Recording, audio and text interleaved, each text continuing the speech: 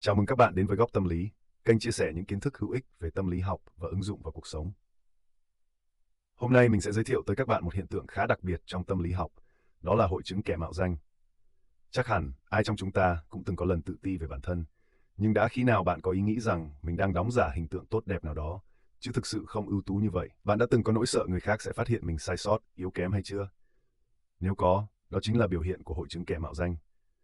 Hội chứng kẻ mạo danh, imposter syndrome, là trạng thái mà một người luôn mặc cảm, tự ti, đánh giá thấp bản thân đến mức tự nghi ngờ mình, nghĩ rằng những gì mình đạt được không phải do năng lực tự thân, mà là do may mắn, do hoàn cảnh. Họ nghĩ mình như một kẻ mạo danh và có nỗi lo sợ rằng người khác sẽ phát hiện mình không giỏi như những gì mình thể hiện. Hội chứng này được mô tả lần đầu tiên bởi hai tiến sĩ tâm lý học Suzanne Ames và Pauline Rose Clance vào những năm 1970.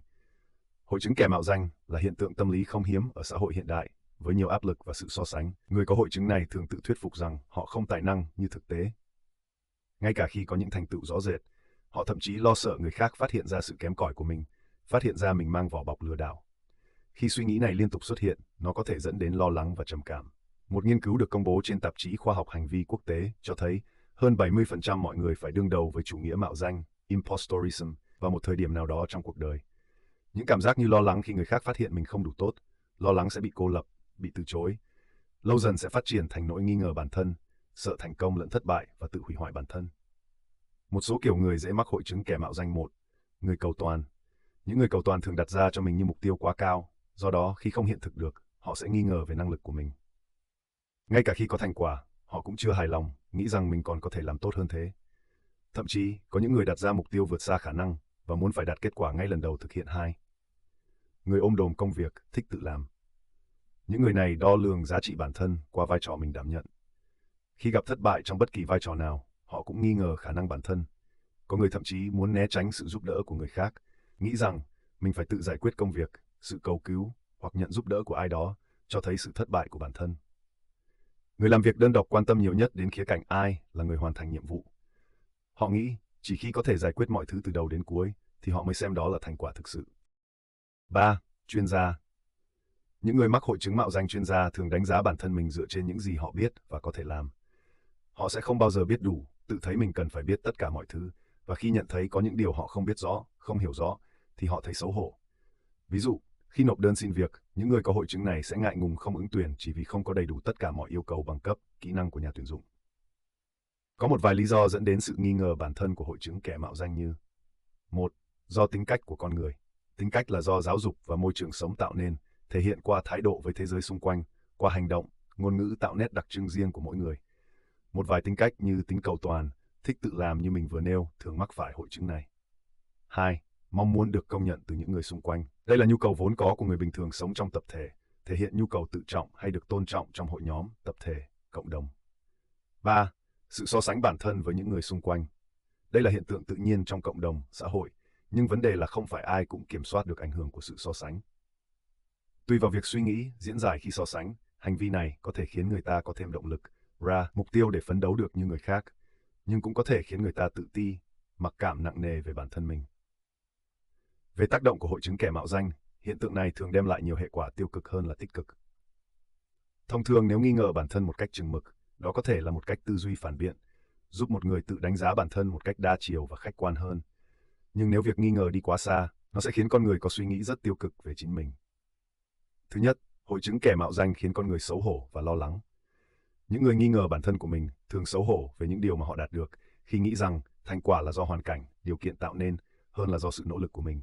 Còn khi thất bại, sai lầm, họ càng xấu hổ nghĩ rằng đó là bằng chứng đáng sợ cho sự kém cỏi. Sự tự ti thái quá này tác động mạnh đến sức khỏe tinh thần của họ. Thứ hai, hội chứng kẻ mạo danh làm kìm hãm sự phát triển bản thân. Người thường xuyên nghi ngờ về bản thân thường có nguy cơ bỏ qua những cơ hội quan trọng để phát triển, tự thử thách bản thân, chỉ bởi sự nghi ngờ rằng mình không đủ năng lực để làm được công việc.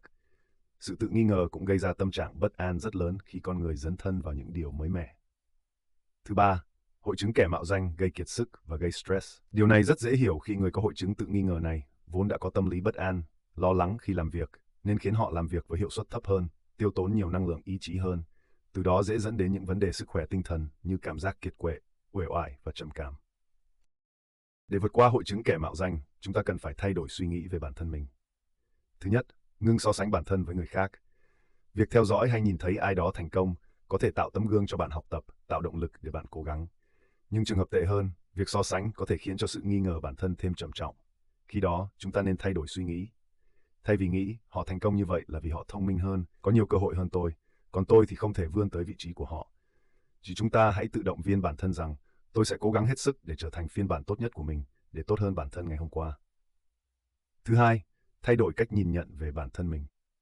Thay vì nhìn phán xét bản thân bằng những điều tiêu cực, thất bại, thì hãy nhìn về những điều tích cực, những thành quả mình đã làm được để tự động viên. Điều này sẽ giúp bạn cảm thấy tự tin, phấn chấn hơn khi thực hiện một nhiệm vụ nào đó. Có câu nói rằng, khi thành công xin đừng coi thường người khác, khi thất bại xin đừng coi thường bản thân.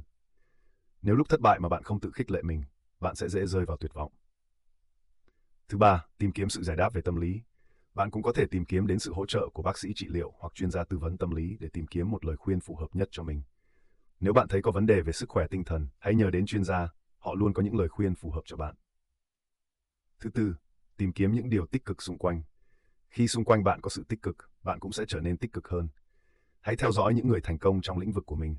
Theo dõi những người nổi tiếng truyền động lực, giúp bạn có thêm tinh thần vượt qua tâm lý lo lắng. Bạn cũng có thể tìm kiếm một mentor cho bản thân, cho bạn những lời khuyên, chỉ dẫn để trở thành phiên bản tốt hơn. Trên đây là một vài thông tin về hội chứng kẻ mạo danh. Nếu bạn đã từng trải qua trạng thái tâm lý này, hãy chia sẻ cho mình biết qua phần bình luận nhé. Cảm ơn bạn đã xem đến cuối video. Chúc bạn luôn có những suy nghĩ tích cực để cuộc sống trở nên tốt đẹp hơn. Nếu bạn thấy video này hữu ích và muốn tìm hiểu thêm nhiều thông tin thú vị hơn nữa, hãy đăng ký kênh Góc Tâm Lý để khám phá thêm nhiều điều về tâm lý học nhé.